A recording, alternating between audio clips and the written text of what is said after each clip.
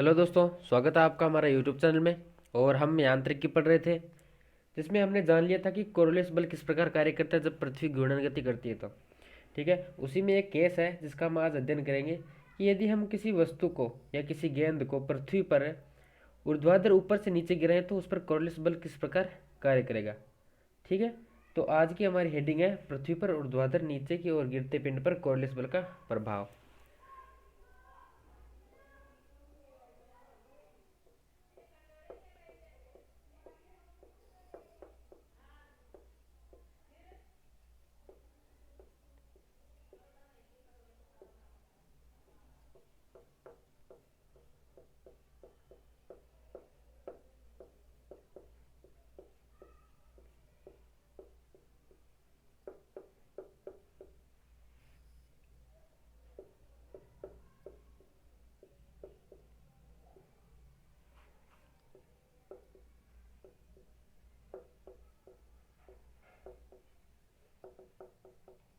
ठीक है, तो ये हमारी हेडिंग हो गई। तो मान लिया कि ये पृथ्वी है, ठीक है, और ये कोई बिंदु है। ठीक है, यहाँ पर हम अध्ययन करेंगे कि कोई वस्तु इस पे गिर रही है। ठीक है, ये कोई ऑब्जेक्ट है, ठीक है, इस पे गिर रहा है। तो यहाँ पर निर्देशांतर हमने जान लिया था, ये हो गया एक्स डैश, ऊर्ध्वाधर ऊपर हो गया, और ये हो गया जेड डैश। ठीक है, ये तीनों इस बिंदु के निर्देशांतर हो गए। ये इसका केंद्र हो गया, ठीक है, ये इसकी आर रेडियस हो गई पृथ्वी की, और ये ओमेगा कोणीय वेग से घूर्णन गति कर रही है, ये हमारी पृथ्वी। ठीक है, अगर कोई वस्तु को अगर हम ऊपर से ऊर्ध्वाधर नीचे की तरफ गिराएं, ठीक है, तो शुरुआत में उसका वेग क्या होगा, यू यहाँ पे क्या होगा, जीरो ही होगा। ठीक है, और मान लिया किसी टी टाइम पर उसका वेग है वी, ठीक है, और वह वी किस डायरेक्शन में होगा, माइनस जेड की डायरेक्शन में है। ठीक है, अब जेड डैश तो ऊपर की तरफ है, तो उसका वेग किस तरफ हो जाएगा, नीचे की तरफ। ठीक है, तो इसकी दिशा हो जाएगी, मैंने मान लिया वी माइनस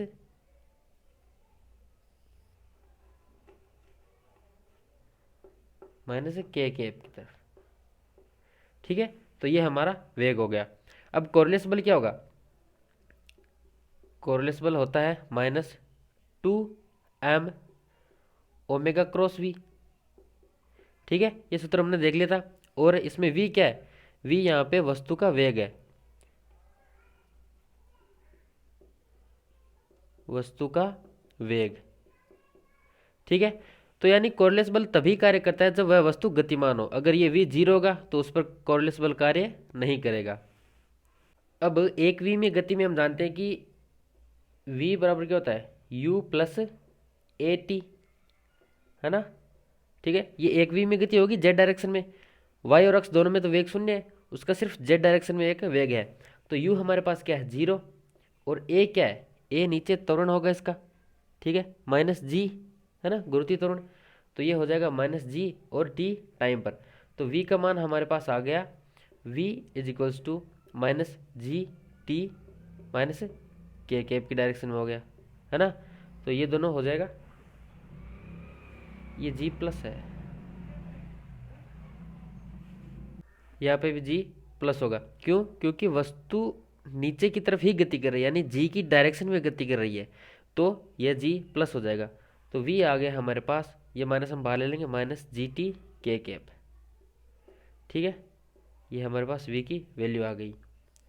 अब हम इस वी की वैल्यू को यहाँ पुट करके एफ सी की वैल्यू निकाल सकते हैं। ठीक है, तो इतना नोट कर लीजिए।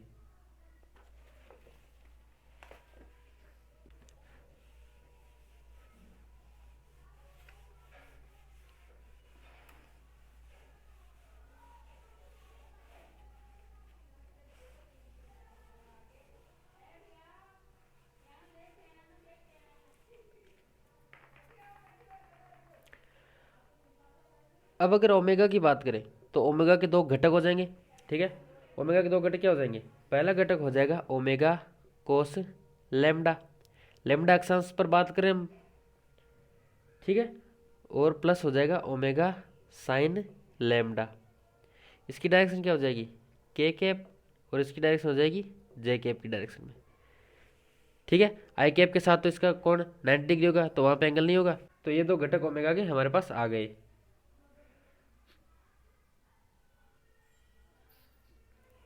और हमारे पास v क्या था, v हमारा था माइनस जी टी के कैप।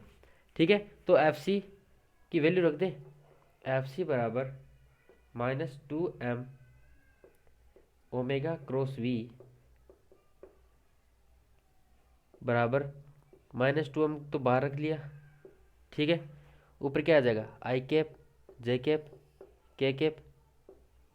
अब क्या करना होगा हमें, क्रॉस प्रोडक्ट। ठीक है, यानी सदिश गुणन। तो आई कैप में ओमेगा का घटक क्या है, पहले ओमेगा है तो हम यहाँ पे ओमेगा लिखेंगे, दूसरा वी है तो वी के घटक नीचे आएंगे। ठीक है, ये याद रखना। अगर वी क्रॉस ओमेगा होता तो वी पहले आता फिर ओमेगा बाद में आता। तो ओमेगा के आई कैप के लिए 0 है, जे कैप के लिए क्या है ओमेगा कोस लैम्डा। ठीक है, और के कैप के लिए क्या है ओमेगा साइन लैम्डा। ठीक है, वी के लिए आई कैप में 0, जे कैप में 0 और के कैप में हो जाएगा -GT। ठीक है, इतना आ गया। हमने सभी में डैश डैश माना है, इसलिए इनको भी हम डैश कर लेते हैं। ठीक है, तो अब क्रॉस प्रोडक्ट करें तो पहला आई कैप के सापेक्ष बार क्या था -2m। ठीक है, ये गुणा में है। आई कैप के सापेक्ष हो जाएगा ओमेगा कोस लैम्डा इंटू -GT। तो ओमेगा कोस लैम्डा, ये माइनस होने बाहर ले लिया और ये हो गया GT। ठीक है, माइनस में क्या होगा, ये दोनों 0 हो गए तो ये पूरी टर्म कैंसिल हो गई। अब जे कैप के सापेक्ष देखें तो 0 -0 0 हो गया। के कैप के सापेक्ष देखें तो 0 -0, यानी ये दोनों टर्म कैंसिल होगी। हमारे पास फाइनल रिजल्ट यही बच जाएगा। तो यहाँ से आ गया -ओमेगा GT कोस लैम्डा, ये माइनस माइनस प्लस कर दिया। ठीक है, यहाँ से ये 2m को गुणा कर देंगे तो ये हो गया 2m ओमेगा GT कोस लैम्डा आई कैप। ठीक है, ये किसका माना गया एफ सी। तो इतना कोरलेस बल उस कण पर कार्य करेगा जो कि ऊर्ध्वाधर ऊपर से नीचे की तरफ गिर रहा है, और वह किस डायरेक्शन में होगा आई कैप, यानी प्लस अक्ष दिशा में। और हमने एक्स डायरेक्शन देखी थी, किस तरफ होती है, ये होती है पूर्व में। यानी हम किसी बिंदु पर जो कि लैम्डा अक्षांश पर स्थित है और उस बिंदु पर एक पिंड को ऊर्ध्वाधर ऊपर से नीचे की तरफ गिराते हैं, तो उस पर एक कोरलेस बल लगेगा जो होगा 2m omega GT into cos lambda. ठीक है, और यह किस तरफ लगेगा, किस दिशा में लगेगा, यह लगेगा आई कैप की दिशा में, यानी पूर्व की दिशा में लगेगा।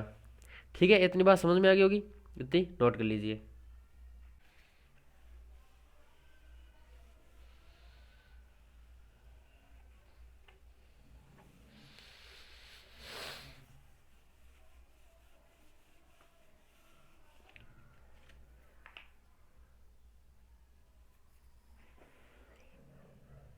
तो F हमारे पास था 2m GT ओमेगा कोस लैम्डा। ठीक है, तो हमने F देख लिया। अब अगर देखिए कि वह विस्थापन कितना था, यानी हमें X निकालना है। ठीक है, तो यानी अगर एक पिंड, ये हो गया जेड एस एक्सिस है, ठीक, और ध्रुवाधर ऊपर की ओर, ये हमारा बिंदु है O, इस पर अगर कोई नीचे गिर रहा है तो उस पर कोरलेस बल लगेगा इस प्रकार। ठीक है, एफ सी ये क्या है पूर्व दिशा में आई कैप, तो बल लगने की वजह से यह कुछ इस प्रकार गिर जाएगा इतनी दूरी पर। ठीक है, ये विस्थापन क्या हो जाएगा, अक्ष विस्थापन हो जाएगा। एक्स डेस मान लेते हैं, हमने सारे निर्देशकों को एक्स डेस माना है। ठीक है, तो ये विस्थापन एक्स डेस हो गया। अब हमें ये एक्स डेस निकालना है, तो उसके लिए एफ है हमारे पास। एफ बराबर क्या होता है, हम सभी जानते हैं कि एफ बराबर होता है एम ए। ठीक है, और ए की वैल्यू क्या होती है, ए होता है हमारे पास d2x/dt²। ठीक है, एक्स का जब 2 बार अवकलन करें तो हमारे पास ए आता है, तो ये मान हम यहाँ पर रख देते हैं। तो m d2x अपॉन dt² बराबर क्या हो गया 2m gt omega cos lambda. यहाँ m से m कैंसिल हो जाएगा, ठीक है। तो बच गया हमारे पास d2x upon dt² is equals to 2gt omega cos lambda. अब दोनों तरफ क्या कर देंगे, समाकलन कर देंगे, ठीक है। समाकलन करने पर हमारे पास आया, ये तो बच गया dx अपॉन dt बराबर, ये सारी टर्म्स तो क्या है कांस्टेंट है, तो बाहर आ जाएगी, अकेले t का हो जाएगा, तो 2g omega cos lambda, t का समाकलन होगा t² अपॉन 2, ठीक है। प्लस में एक c आ जाएगा।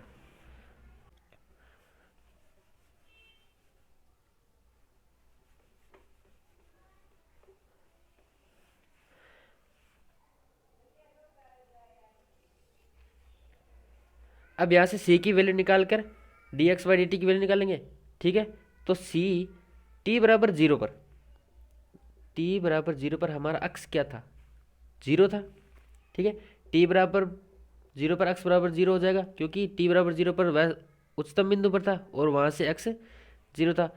तो यहाँ से 0 बराबर 0 प्लस c, तो c हमारा आ गया 0, इसकी वैल्यू पुट कर देंगे, तो dx अपॉन dt बराबर 2g omega cos lambda t² by 2 plus 0, ठीक है। ये टर्म हट गई।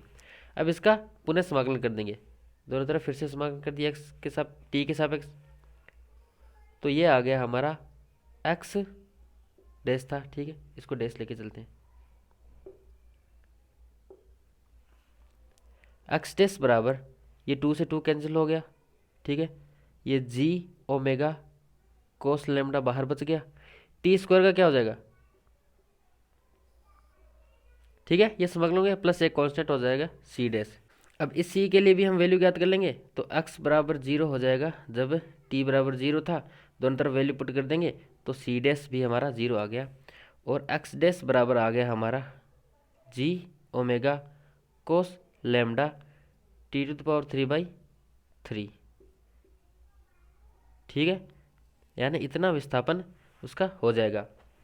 ये यहाँ पे नीचे दिख नहीं रहा है, तो मैं इसको ऊपर लिख देता हूँ,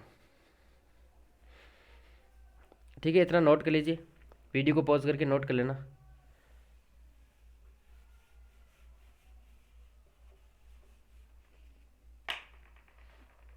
तो एक्स डैश हमारा आ गया था जी ओमेगा कोस लेमडा t⁻3/3, ठीक है। इतना हमारे पास आ गया।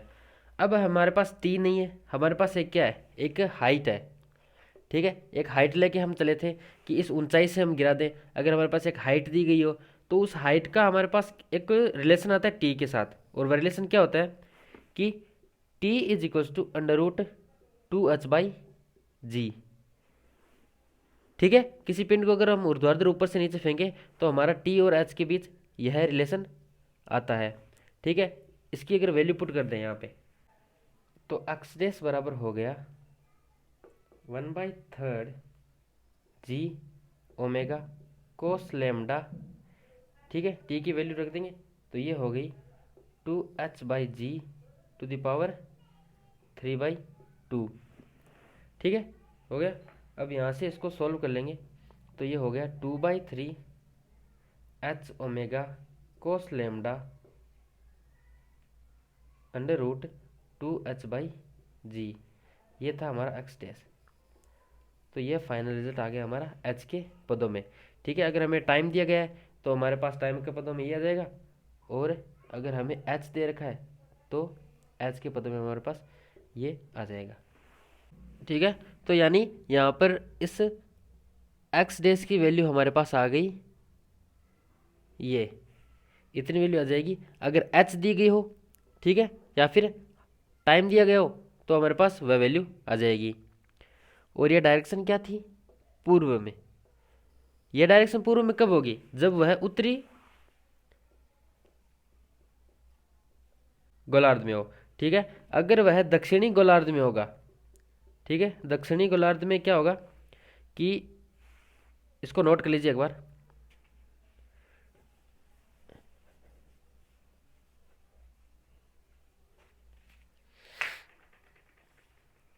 तो ये पृथ्वी है हमारी, ठीक है। ये इसका अगर आधा भाग कर दे तो ये क्या हो गया, उत्तरी गोलार्ध, और ये हो गया दक्षिणी गोलार्ध, ठीक है। हमने पॉइंट कहाँ माना था, उत्तरी गोलार्ध में, तो उत्तरी गोलार्ध में विस्थापन होगा पूर्व की दिशा में। अगर हम दक्षिणी गोलार्ध मान ले तो विस्थापन होगा पश्चिम की दिशा में, ठीक है। और विस्थापन कितना होगा, एक्स डैश होगा, और किसी एच ऊंचाई से उसको गिराए तो हमारा हो जाएगा 2/3 एच ओमेगा कोस लैम्डा √2h/g। इतना विस्थापित होकर वह पूर्व में गिर जाएगा, और अगर दक्षिण में होगा तो वह पश्चिम में गिर जाएगा, ठीक है। तो ये था, हमने केस पढ़ लिया पूरा, किस प्रकार कॉर्डलेस बल कार्य करता है, उसके वेग और उसके ओमेगा का क्रॉस प्रोडक्ट करके हमने फाइनल आंसर निकाल लिए। आई होप आपको सब कुछ समझ में आ गया होगा। अगर फिर भी कुछ डाउट रहते हैं तो आप मुझे कमेंट सेक्शन में ज़रूर पूछ लें, ठीक है। मिलते हैं नेक्स्ट लेक्चर में।